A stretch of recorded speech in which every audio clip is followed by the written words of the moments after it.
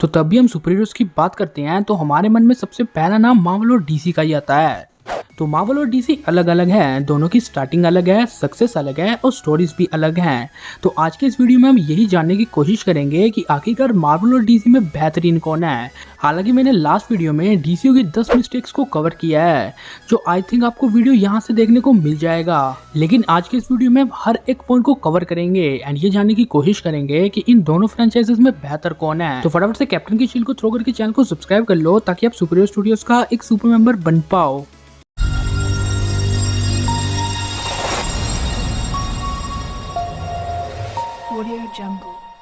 तो सबसे पहले हम बात करते हैं इन दोनों यूनिवर्सेस के ओरिजिन की। तो एमसीयू की शुरुआत हुई 2008 की आयरन मैन मूवी से, लेकिन डीसीयू शुरू हुआ इसके ठीक 5 साल बाद 2013 में मैन ऑफ स्टील के साथ। और इस पहले ही पॉइंट में एमसीयू को एडवांटेज मिला 5 साल का। तो एमसीयू ने शुरुआत से लेकर अब तक अपने कैरेक्टर्स को बहुत अच्छी तरह इंट्रोड्यूस किया है। फॉर एग्जांपल 2007, 8, 9, 10 और 11 इन 4 सालों में हमने iron man, captain America, Thor और हल्क के ऊपर एक सोलो मूवी देखी। मतलब इन चारों कैरेक्टर्स को मार्वल वाले बहुत अच्छी तरह इंट्रोड्यूस कर चुके थे। इसके बीच आयरन मैन 2 में ब्लैक विडो एंड हॉकाई को हमने देखा थॉर मूवी में। लेकिन इस टाइम तक हम सबको नहीं पता था कि मार्वल का प्लान क्या है। लेकिन इसके बाद मार्वल ने 2012 पे अपना सबसे बड़ा प्रोजेक्ट रिवील किया, यानी अवेंजर्स मूवी। एंड हमें पता चल गया कि मार्वल अपना सिनेमैटिक यूनिवर्स क्रिएट कर रहा है। लेकिन डीसीयू की शुरुआत हुई 2013 की मैन ऑफ स्टील मूवी से। लेकिन इसके बाद इन्होंने वंडर वुमन मूवी को दिखाया एंड सुपरमैन वर्सेस बैटमैन को दिखाया। तो बेसिकली ये अपने 3 कैरेक्टर्स को इंट्रोड्यूस कर चुके थे, लेकिन अब भी 3 main characters Aquaman, cyborg and flash बचे थे। और यही थी डीसीयू की सबसे बड़ी गलती कि उन्होंने अपने इन 3 मेजर कैरेक्टर्स को सिर्फ एक सिंगल मूवी जस्टिस लीग में रिलीज कर दिया, जहां पे फ्लैश का तो कोई काम ही नहीं था। जिस वजह से डीसीयू एमसीयू से इस पॉइंट में पीछे रह जाती है, क्योंकि मार्वल वालों ने अपने मेन कैरेक्टर्स को पहले ही इंट्रोड्यूस किया सोलो मूवी के साथ, जिसके बाद उन्होंने द अवेंजर्स मूवी रखी। लेकिन डीसीयू वालों ने कुछ कैरेक्टर्स को ही इंट्रोड्यूस किया, लेकिन कुछ कैरेक्टर्स को सिर्फ एक ही मूवी में इंट्रोड्यूस कर दिया। मतलब डीसीयू की सबसे बड़ी प्रॉब्लम यह है कि मार्वल सिनेमैटिक यूनिवर्स ने टाइम लिया अपने कैरेक्टर्स को इंट्रोड्यूस करने में, लेकिन डीसी ने टाइम नहीं लिया, जिस वजह से डीसीयू इस पॉइंट में मार्वल से बहुत पीछे रह जाती है। लेकिन इसके बाद भी मार्वल रुका नहीं। 2013 और 14 इन दोनों सालों में उनके बहुत ही बड़े प्रोजेक्ट आए। लेकिन मार्वल को जो शौक लगा वो लगा 2015 में, जब अवेंजर्स एज ऑफ अल्ट्रॉन यानी द अवेंजर मूवी का सीक्वल अपनी पहली मूवी को ही बीट नहीं कर पाया कमाई के मामले में। लेकिन इसके बाद भी मार्वल ने रुकने का नाम नहीं लिया। वो मेहनत करते गए एंड अपने बहुत से प्रोजेक्ट्स रिलीज करते गए।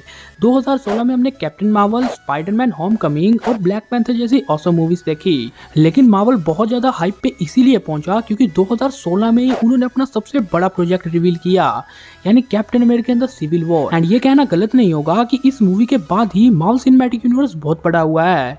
अब ये मूवी अपने टोन से एकदम डिफरेंट थी। सिंपली मार्वल मूवीज की टोन व्हाइट ही रहती है, लेकिन इस मूवी में हमने डार्क टोन देखी हल्की हल्की। इसके ऊपर इस मूवी में हमने सुपर हीरोज को एक दूसरे के खिलाफ लड़ते हुए देखा।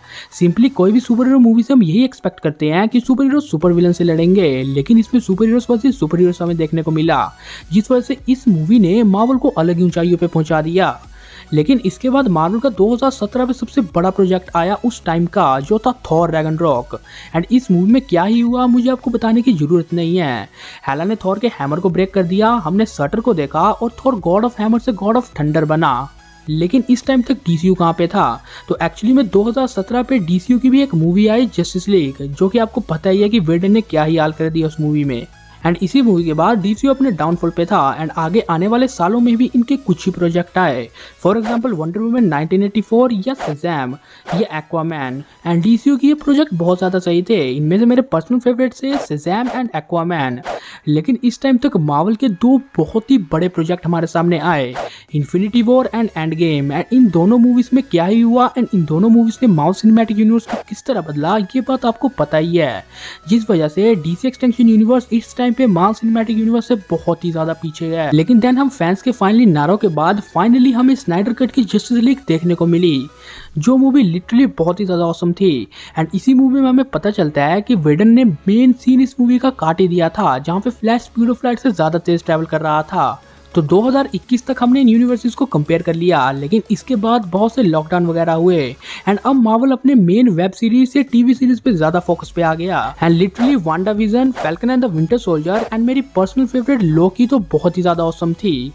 लेकिन इस टाइम पे डीसीयू क्या कर रहा था, तो डीसीयू भी रुका नहीं हुआ था। इस टाइम पे डीसीयू ने भी हमारे सामने सुसाइड स्क्वाड जैसी ऑसम मूवी रखी। लेकिन एमसीयू डीसीयू से और ज्यादा आगे तब आया जब इन्होंने 2021 का सबसे बड़ा प्रोजेक्ट रिवील किया, Spiderman No Way Home. And इस मूवी के बारे में मुझे आपको बताने की जरूरत नहीं है, टॉम, टॉबी और एंड्रू को एक साथ देखने के बाद हम फैंस का क्या ही रिएक्शन था। लेकिन डीसीयू की तरफ से भी हमें पीसमेकर देखने को मिली, हालांकि अभी तक मैंने ये नहीं देखी है, लेकिन तब भी डीसीयू अपने ट्रैक में वापस आ रहा है। हाल ही में हमने बैटमैन देखी जो कि बहुत औसम मूवी थी। इसके ऊपर डीसीयू की नेक्स्ट प्रोजेक्ट भी बहुत ज़्यादा औसम है, जिसमें से मेरे फेवरेट है फ्लैश पॉइंट। इसके साथ साथ ब्लैक एडम के लिए भी मैं एक्साइटेड हूँ। लेकिन दूसरी ओर मार्वल भी अपने बहुत से प्रोजेक्ट्स को रिवील कर चुका है। इन्होंने इतने ज़्यादा प्रोजेक्ट्स को अभी तक रिवील कर दिया है, लेकिन इनमें से जो इस साल के सबसे बड़े प्रोजेक्ट है वो है doctor strange multiverse of madness and Thor love and thunder. तो यस, ये सब बातें प्रूव करती है कि मार्वल सिनेमैटिक यूनिवर्स अभी डीसी एक्सटेंशन यूनिवर्स से बहुत आगे है। लेकिन अब हम डिस्कस करते हैं कुछ मेजर प्रॉब्लम्स इन दोनों यूनिवर्सेस की, कि आखिरकार क्यों डीसीयू एमसीयू से पीछे रहता है। तो देखो, दोनों यूनिवर्सेस के पास पैसों की कमी नहीं है। डिज्नी एंड वार्नर ब्रोस, ये दोनों मार्वल सिनेमैटिक यूनिवर्स और डीसी एक्सटेंशन यूनिवर्स को खुला पैसा देते हैं खर्च करने को। लेकिन मार्वल की जो सबसे बड़ी प्रॉब्लम है वो है उनके राइट्स। अब मार्वल के पास अपने बहुत से कैरेक्टर्स के राइट्स नहीं है, एंड यही उनकी सबसे बड़ी प्रॉब्लम है। लेकिन अगर हम डीसीयू की बात करते हैं तो डीसीयू की बहुत सी प्रॉब्लम्स हैं। फॉर एग्जांपल, उनकी सबसे बड़ी प्रॉब्लम ये है कि वो अपने प्रोजेक्ट्स को डिले करते हैं, जैसा ब्लैक एडम के ट्रेलर के साथ भी हुआ। मतलब डीसीयू वाले अपने प्रोजेक्ट्स को बहुत ही ज़्यादा डिले करते हैं। फॉर एग्जाम्पल, तुम इसे मार्वल से कंपेयर करके देखो। मार्वल कोशिश करता है कि वो हर साल एक्टिव रहे। मतलब जहाँ पे मार्वल की 5 या 6 महीने में 3 या 4 सीरीज या मूवीज आती हैं, वहीं पे डीसीयू की 5-6 महीने में एक ही आती है, जिस वजह से डीसीयू एमसीयू से पीछे रह जाता है। इसके ऊपर डीसीयू की और भी बहुत सी कमियां हैं जो कि मैंने पिछले वीडियो में कवर की हैं, तो आप उस वीडियो को भी ज़रूर से ज़रूर चेकआउट करना। तो अब हम कंपेयर करते हैं इन दोनों यूनिवर्सेस के डायरेक्शन स्टाइल को। तो अगर हम मार्वल की बात करते हैं तो मार्वल के सारे फैसले लेते हैं केविन फाइगी, एंड इसके अंडर बाकी डायरेक्टर्स भी काम करते हैं। तो इसमें कुछ बड़ी प्रॉब्लम तो नहीं है, लेकिन एक छोटी सी प्रॉब्लम है। तो मार्वल के पास एक स्टोरी बोर्ड तैयार रहता है, जिसको देख के ही डायरेक्टर्स को अपने प्रोजेक्ट्स को सेट करना पड़ता है। लेकिन इसमें एक छोटी सी प्रॉब्लम ये रहती है कि कभी कभी डायरेक्टर्स इससे मना कर देते हैं। फॉर एग्जाम्पल, जब एडगर ब्राइट को एंटमैन मूवी को डायरेक्ट करने के लिए बुलाया गया तो उन्होंने मना कर दिया। क्यों? क्योंकि एंटमैन इस सिनेरियो में कहीं भी फिट नहीं बैठता। लेकिन ये कोई बड़ी प्रॉब्लम नहीं। अगर डीसीयू की बात की जाए तो डीसीयू के बहुत से डायरेक्टर्स अपने काम को पर्सनली लेते हैं एंड पर्सनली मैनेज करते हैं। तो बेसिकली ये बात एक मूवी के लिए तो बहुत अच्छी है, लेकिन अगर मार्वल सिनेमैटिक यूनिवर्स की तरह यूनिवर्स क्रिएट करना हो तो उसके लिए खराब है। इसके ऊपर वार्नर ब्रोस भी अपने प्रोजेक्ट्स के टाइम को कम कर देते हैं समय बचाने के लिए, जो भी डीसीयू को एक बहुत बड़ा लॉस देता है। लास्ट में एक और चीज की बात कर लेते हैं, कैरेक्टर डेवलपमेंट की। तो बेसिकली मार्वल अपने कैरेक्टर्स का डेवलपमेंट इस तरह से करते हैं कि वो फैंस के साथ बॉन्ड बना पाए या फैंस के साथ कनेक्ट हो पाए। लेकिन डीसीयू वाले अपने कैरेक्टर्स को फैंस के साथ कनेक्ट नहीं कर पाते, और इसके लिए सबसे इंपॉर्टेंट चीज यही होती है कि आप अपने कैरेक्टर्स को फैंस के सामने किस तरह से प्रेजेंट करते हो।